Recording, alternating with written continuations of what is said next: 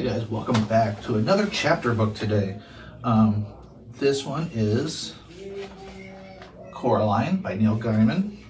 I know we've all seen the movie, and I think some of us actually read this before, but we'll read it again because I love this book.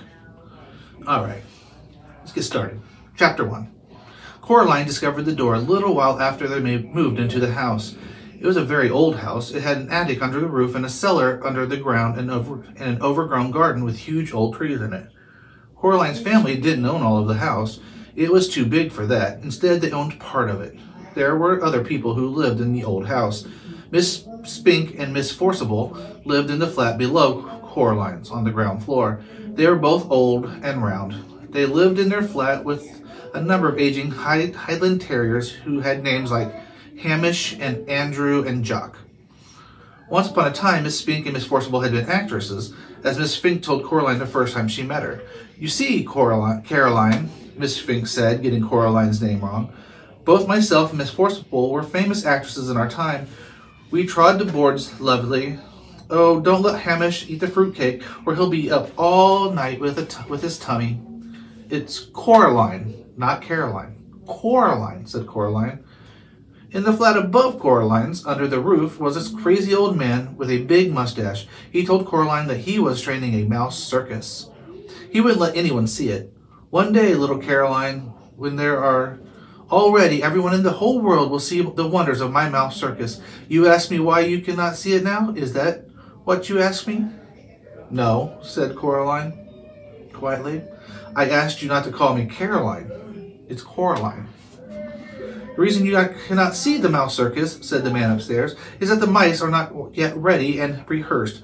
Also, they refuse to play the song I have written for them. All the songs I have written for the mice to play go oomp oompa. But the white mice will only play toodle oodle like that, and I'm thinking of trying them on a different type of cheese." Coraline didn't think there really was a mouse circus. She thought the old man was probably making it up. The day after they moved in, Coraline went exploring. She explored the garden. It was a big garden, and at the very back was an old tennis court. But no one in the house played tennis, and the fence around the court had holes in it, and the nets had mostly rotted away. And there was an old rose garden filled with stunted, fly-blown rose bushes. There was a rockery that was all rocks. And there was a fairy ring made of squidgy brown toadstools, which smelled dreadful if you accidentally trotted on them. There was also a well. On the very first day Coraline's family moved in, Miss Spinks and Miss Forcible made a point of telling Coraline how dangerous the well was, and that warned her to be sure she kept away from it. So Coraline set off to explore for it, so that she knew where it was to keep away from it properly. She found it on the third day in an overgrown meadow beside the tennis court, behind a clump of trees, a low brick circle almost hidden in high grass. The well had been covered up by wooden boards to stop anyone falling in. There was also a small knothole in one of the boards, and Coraline spent the afternoon dropping pebbles and acorns through the hole and waiting, and counting until she heard the plop as they hit the water far below. Coraline also explored for animals. She found a hedgehog and a snakeskin, but no snake, and a rock that looked just like a frog, and a toad that looked just like a rock. There was also a haughty black cat who sat on the walls and tree stumps and watched her but slipped away if ever she went over to try to play with it. That was how she spent her first 2 weeks in the house, exploring the gardens and the grounds. Her mother made her come back inside for dinner and for lunch, and Coraline had made sure she dressed warm before she went out, for it was very cold summer that year. But go out she did, exploring every day until the day it rained, when Coraline had to stay inside. "What should I do?" asked Coraline. "Read a book," said Mother. "Watch a video, play with your toys, go and pester Miss Spinks and Miss Forcible, or the crazy old man upstairs." "No," said Coraline, "I don't want to do those things. I want to explore." "I don't really mind what you do," said Coraline's mother, "as long as you don't make a mess." Coraline went over to the window and watched the rain come down. It wasn't the kind of rain you could go out in. It was the other kind, the kind that threw itself down from the sky and splashed where it landed. It was rain that meant business, and currently its business was turning the garden into a muddy, wet soup. Coraline had watched all the videos. She was bored with her toys, and she read all her books. She turned on the television. She went from channel to channel to channel, but there was nothing on but men in suits talking about the stock market and talk shows. Eventually, she found something to watch. It was the last half of a natural history program about something called protective coloration. She watched animals and birds and insects which disguise themselves as leaves or twigs or other animals to escape from things that could hurt them. She enjoyed it, but it ended too soon and was followed by a program about a cake factory. It was time to talk to her father. Coraline's father was home. Both of her parents worked doing things on computers, which meant that they were home a lot of the time. Each of them had their own study. "Hello, Coraline," he said when she came in, without turning around. Said Coraline. "It's raining." "Yep," said her father. "It's bucketing down." "No," said Coraline. "It's just raining. Can I go outside?" "What does your mother say?" "She says you're not going out in this weather like this, Coraline Jones." "Then no." "But I want to carry on exploring." "Then explore the flat," suggested her father. "Look, here's a piece of paper and a pen. Count all the doors and windows, list everything blue, mount an expedition to discover the hot water tank, and leave me alone to work." "Can I go into the drawing room?" The drawing room was where the Joneses kept expensive and uncomfortable furniture. Coraline's grandmother had left them when she died. Coraline wasn't allowed in there. Nobody went in there. It was only for best. If you don't make a mess and you don't touch anything. Coraline considered this carefully. Then she took the paper and pen and went off to explore the inside of the flat. She discovered the hot water tank. It was in the cupboard in the kitchen. She counted everything blue, 153. She counted the windows, 21. She counted the doors, 14.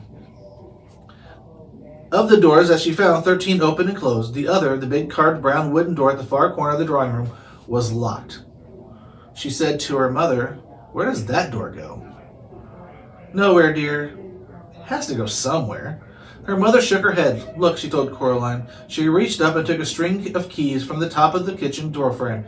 She sorted through them and carefully and selected the oldest, biggest, blackest, rustiest key. They went into the drawing room. She unlocked the door with the key. The door swung open. Her mother was right. The door didn't go anywhere. It opened onto a brick wall. "When this place was just one house," said Coraline's mother, "that door went somewhere. When they turned the house into flats, they simply bricked it up. The other side is the empty flat on the other side of the house, the one that's still for sale." She shut the door and put the string of keys back on top of the kitchen door frame. "You didn't lock it," said Coraline. Her mother shrugged. "Why should I lock it?" she asked. "It doesn't go anywhere." Coraline didn't say anything. It was nearly dark outside now, and the rain was still coming down, pattering against the windows and blaring the lights of the cars in the street outside. Coraline's father, stopped working and made them all dinner. Coraline was disgusted. "Daddy," she said, "you made a recipe again?" "It's leek and potato stew with tarragon garnish and melted Gruyere cheese," he admitted. Coraline sighed. She went to the freezer and got out some microwave chips and a microwave mini pizza. "You know, I don't like recipes," she told her father. While her dinner went around and round and the little red numbers on the microwave oven counted down to 0, "If you tried it, maybe you'd like it," said Coraline's father. But she shook her head. That night, Coraline lay awake in her bed. The rain had stopped, but she was almost asleep when something went t-t-t-t. She sat up in bed. Something went creak. Coraline got out of bed and looked down the hall, but saw nothing strange. She walked down the hall. From her parents' bedroom came a low snoring. That was her father. And an occasional sleeping mutter. That was her mother. Coraline wondered if she dreamed it. Whatever it was, something moved. It was a little more than a shadow, and it scuttled down the darkened hall fast, like a little patch of light. She hoped it wasn't a spider. Spiders made Coraline intensely uncomfortable. The black shape went into the drawing room, and Coraline followed it. Followed it a little nervously. The room was dark, and the only light came from the hall, and Coraline, who was standing in the doorway, cast a huge, distorted shadow onto the drawing room carpet. She looked like a thin, giant woman. Coraline was just wondering whether or not she ought to turn on the lights when she saw the black shape edge slowly out of beneath the sofa. It paused, and then dashed silently across the carpet towards the farthest corner of the room. There was no furniture in that corner of the room. Coraline turned on the light, and there was nothing in the corner. Nothing but the old door that opened onto the brick wall. She was sure that her mother had shut the door, but now it's ever so slightly open. Just a crack. Coraline went over to it and looked in. There was nothing there, just a wall built of red brick. Coraline closed the old wooden door, turned out the light, and went to bed. She dreamed of black shapes that slid from place to place, avoiding the light until they were all gathered together under the moon. Little black shapes with little red eyes and sharp yellow teeth. They started to sing. We are small, but we are many. We are many, we are small. We were here before you rose, and we will be here when you fall. Their voices were high and whispering and slightly whiny. They made Coraline feel uncomfortable. Then Coraline dreamed a few commercials, and after that she dreamed of nothing at all. All right, so that's the first chapter. So we got introduced to Coraline, the house, and a couple of her neighbors. And the door that leads nowhere.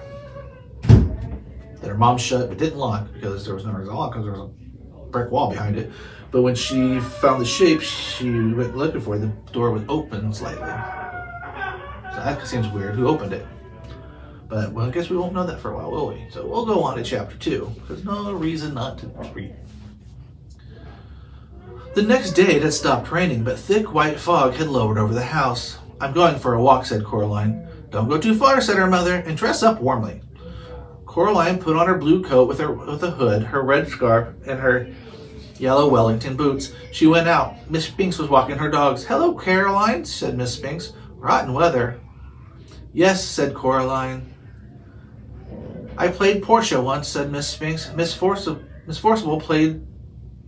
talks about her Ophelia, but it was my Portia that came to see when we trod the boards. Miss Spinks was bundled up in a pullover and cardigans, and she seemed more small and circular than ever. She looked like a large fluffy egg. She wore thick glasses that made her eyes seem huge. They used to send flowers to my dressing room, they did, she said. Who did? Asked Coraline. Miss Spinks looked around cautiously, looking over her first one shoulder and then the other, peering into the mist as though someone might be listening. Men, she whispered. Then she tugged the dog to heel and waddled off back towards the house. Coraline continued her walk. She was 3/4 of the way around the house when she saw Miss Forcible standing at the door to the flat she shared with Miss Spinks. Have you seen Miss Spinks, Caroline? Coraline told her that she had, and that Miss Spinks was walking the dogs. I do hope she doesn't get lost. He'll bring on her shingles if she does. You'll see, said Miss Forcible. You have to be an explorer to find your way around in this fog. I'm an explorer, said Coraline. Of course you are, lovey, said Miss Forcible. Don't get lost now. Coraline continued walking through the gardens in the gray mist she always kept in sight of the house. After about 10 minutes of walking, she found herself back where she started. The hair over her eyes was limp and wet, and her face felt damp.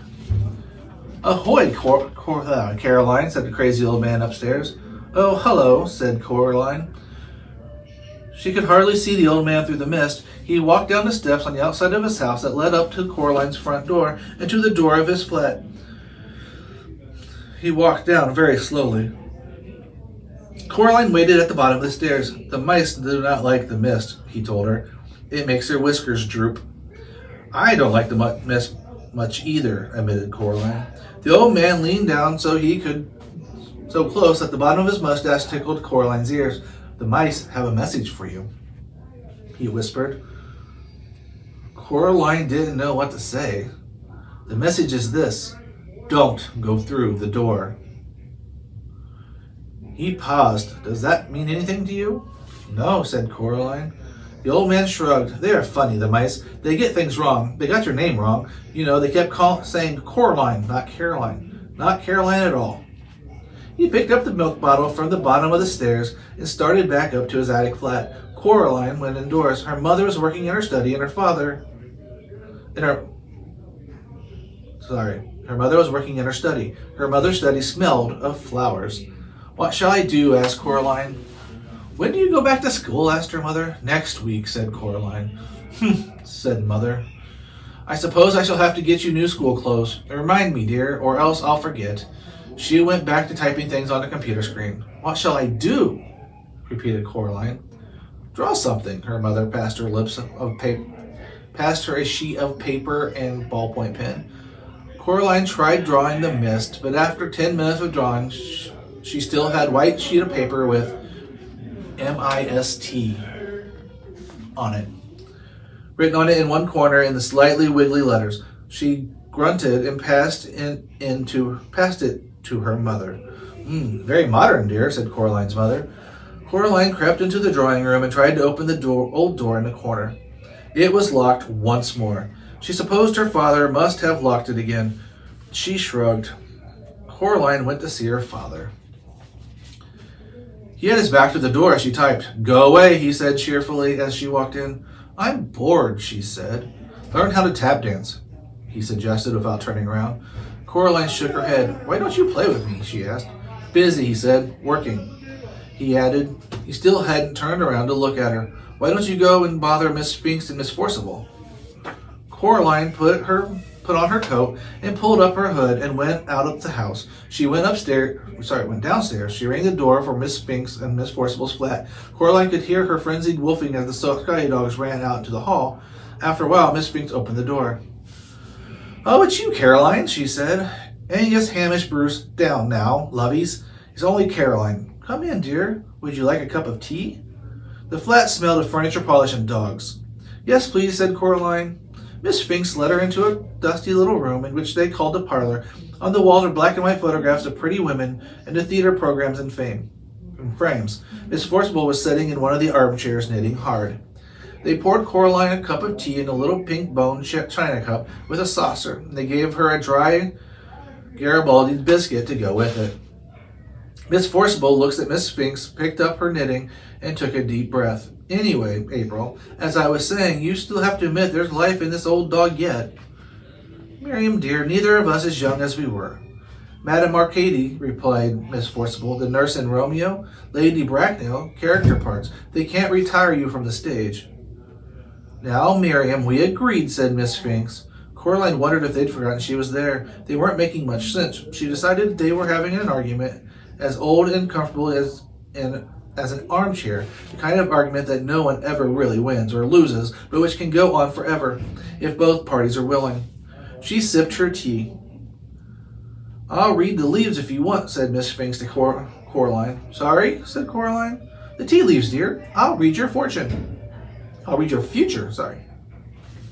Coraline passed Miss Spinks her cup. Miss Spinks peered short-sightedly at the black tea leaves in the bottom. She pursed her lips. You know, Caroline, she said after a while, you're in terrible danger. Miss Forcible snorted and put down her knitting. Don't be silly, April. Stop scaring the girl. Your eyes are going. Pass me that cup, child. Coraline carried the cup over to Miss Forcible. Miss Forcible looked into it carefully, shook her head, and looked into it again. Oh, dear, she said. You were right, April. She is in danger. See, Miriam, said Miss Spinks triumphantly. My eyes are as good as they ever were. What am I in danger from? Said Coraline. Miss Spinks and Forcible stared at her blankly. You didn't say, Miss Spinks. Tea leaves aren't reliable for that kind of thing. Not really. They're good for general, but not for specifics. What should I do then? Asked Coraline, who was slightly alarmed by this. Don't wear green in your dressing room, suggested Miss Spinks. Or mention the Scottish play, added Miss Forcible.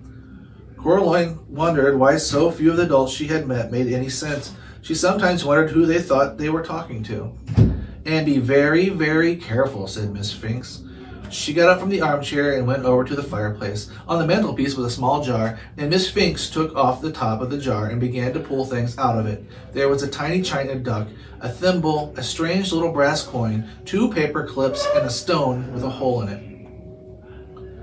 She passed Coraline the stone with the hole in it. What's it for? Asked Coraline. The hole went all the way through the middle of the stone. She held it up to the window and looked through it. It might help, said Miss Spinks. They're good for bad things sometimes. Coraline put on her coat and said goodbye to Miss Spinks and Miss Forcible and to the dogs and went outside. The mist hung like blindness around the house. She walked slowly to the upstairs and to her family's flat and then stopped and looked around. In the mist, it was a ghost world. In danger, thought Coraline to herself. It sounded exciting. It didn't sound like a bad thing, not really. Coraline went back upstairs, her fist closed tightly around her new stone. Okay, so there's our second chapter. So she now was told by mice, or by the old man upstairs, that the mice told him to tell her that she needs not to go through the door. We don't know what door they're talking about. She doesn't know what door they're talking about. And then the old ladies down the stairs read her tea leaves and said she's in danger. So, not really sure how this is all going to play out, but I guess we can keep reading and find out some more, right? Chapter 3. The next day, the sun shone, and Caroline's mother took her into the nearest large town to buy clothes for school. They dropped her father off at the railroad station. He was going into London for the day to see some people.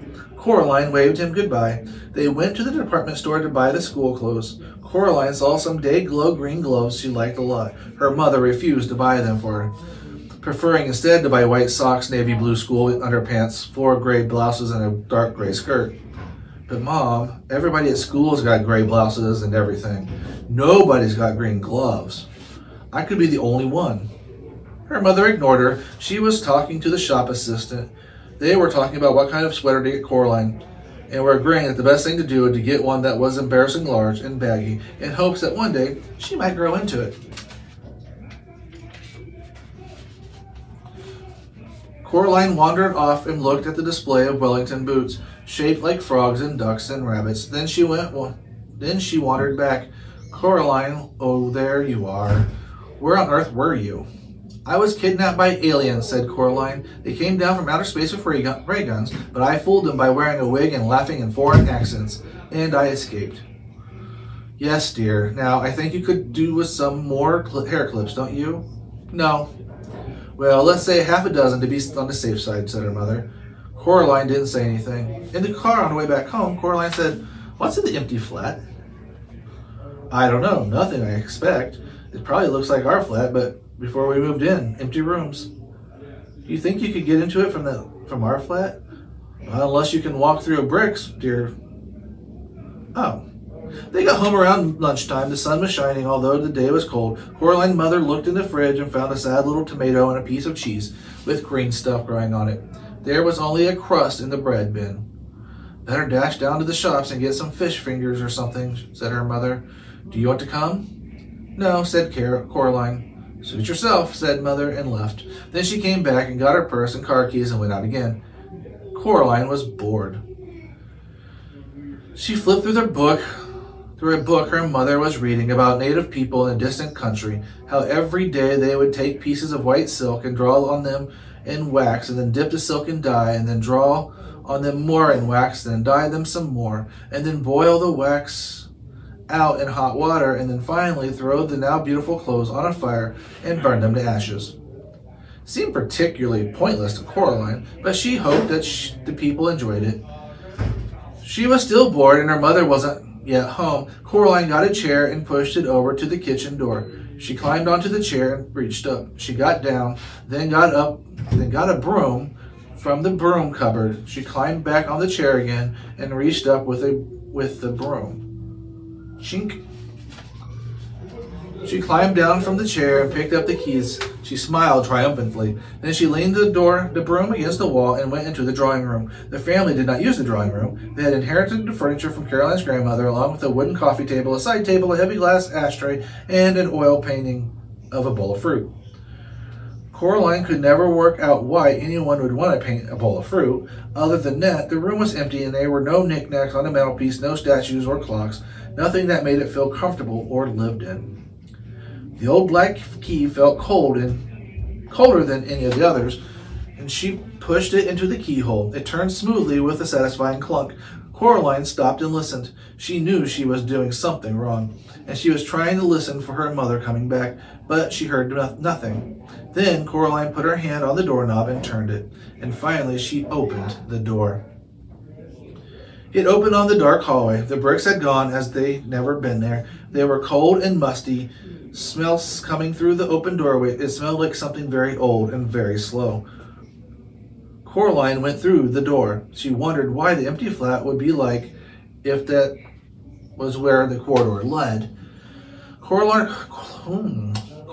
walked down the corridor uneasily. There was something very familiar about it. The carpet beneath her feet was the same carpet they had in their flat. The wallpaper was the same wallpaper they had. The pictures hanging in the hall was the same that they had hanging in their hallway at home.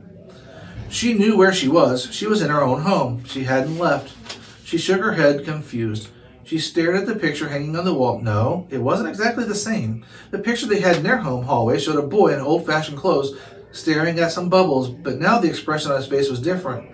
He was looking at the bubbles as if he was planning to do something very nasty indeed to them. And there was something peculiar in his eyes. Coraline stared at his eyes, trying to figure out what exactly was different. She almost had it when somebody said, "Coraline?" It sounded like her mother. Coraline went into the kitchen where the voice had come from. A woman stood in the kitchen with her back to Coraline. She looked a little like Coraline's mother, only her skin was white as paper. Only she was taller and thinner. Only her fingers were too long, and they would never stop moving. And her dark hair, red fingernails were curved and sharp. "Coraline," the woman said, "is that you?" And then she turned around. Her eyes were big black buttons. "Lunchtime, Coraline," said the woman. "Who are you?" asked Coraline. "I'm your other mother," said the woman. "Go and tell your other father that lunch is ready." She opened the door of the oven, and suddenly Coraline realized how hungry she was. It smelled wonderful. "Well, go on." Coraline went down the hall to where her father's study was. She opened the door, and there was a man in there sitting at the keyboard with his back to her. "Hello," said Coraline. I mean, she said to say that lunch is ready." The man turned around. His eyes were buttons too, big and black and shiny. "Hello, Coraline," he said. "I'm starving." He got up and went with her into the kitchen. They all sat at the table, and Coraline's other mother brought them lunch. A huge golden brown roasted chicken, fried potatoes, tiny green peas. Coraline shoveled the food into her mouth. It tasted wonderful. "We've been waiting for you for a long time," said Coraline's other father. "For me?" "Yes," said the other mother. "It wasn't the same here without you, but we knew you'd arrive one day, and then we could be a proper family. Would you like some more chicken?" It was the best chicken that Coraline had ever eaten. Her mother sometimes made chicken, but it was always out of packets or frozen, and it was very dry. It never tasted of anything. When Coraline's father cooked chicken, he bought real chicken, but he did strange things to it, like stewing it in wine, or stuffing it with prunes, or baking it in pastry. Coraline would always refuse to touch it in principle. She took some more chicken. "I didn't know I had another mother," said Coraline cautiously. "Of course you do. Everyone does." And the other mother, her black buttons eyes gleaming, "After lunch I thought you might like to play in your room with the rats." "The rats?" "From upstairs." Coraline had never seen a rat except on television. She was quite looking forward to it. This was turning out to be an interesting day after all. After lunch, her other parents did the washing up, and Coraline went down the hall to her other bedroom. It was different from her bedroom at home. For start, it was painted in off-putting shades of green and peculiar shade of pink. Coraline decided that she wouldn't want to have to sleep in here, but the color scheme was an awful lot more interesting than her own bedroom. There were all sorts of remarkable things in there she'd never seen before. Wind-up angels that fluttered around the bedroom like startled sparrows. Books with pictures that writhed and crawled and shimmered. Little dinosaur skulls that clattered their teeth as she passed. A whole toy box filled with wonderful toys. "This is more like it," thought Coraline. She looked out the window. Outside, the view was the same as the one she saw from her own bedroom. Trees, fields, and beyond them, on the horizon, distant purple hills. Something black scurried across the floor and vanished under the bed. Coraline got down on her knees, and looked under the bed. 50 little red eyes stared back at her. "Hello," said Coraline. "Are you the rats?" They came out from under the bed, blinking their eyes up in the light. They had short, soot-black fur, little red eyes, pink paws like tiny hands, and pink hairless tails that long, smooth worms. "Can you talk?" she asked. The largest, blackest of the rats shook his head. It's an unpleasant sort of smile, Coraline thought. "Well," asked Coraline, "what do you do?" The rats formed a circle, and they began to climb on top of each other, carefully but swiftly, until they had formed a pyramid with the largest rat on top. The rats began to sing in high, whispery voices. "We have teeth, and we have tails. We have tails, we have eyes. We were here before you fell. We will be here when we rise. It wasn't a pretty song. Coraline wasn't sure she heard it before, or something like it, although she was unable to remember exactly where. Then the pyramid fell apart and the rat scampered fast and black towards the door. The other crazy old man upstairs was standing in the doorway holding a tall black hat in his hands. The rat scampered up him, burrowing into his pockets and into his shirt and up his trouser legs, down his neck. The largest rat climbed onto the old man's shoulder, swung up on the long gray mustache, and passed the big black buttons onto the top of the man's head. In seconds, the only evidence that the rats were there were all the restless lumps around the man's clothes, forever sliding from place to place across him. And they were still the largest rats, who stared down with glittering red eyes at Coraline from the man's head. The old man put his hat on, and the last rat was gone. "Hello, Coraline," said the other old man upstairs. "I heard you were here. It is time for the rats to have their dinner, but you can come up with me, if you like, and watch them feed." There was something hungry in the old man's button eyes that made Coraline feel uncomfortable. "No, thank you," she said. "I'm going to go outside to explore."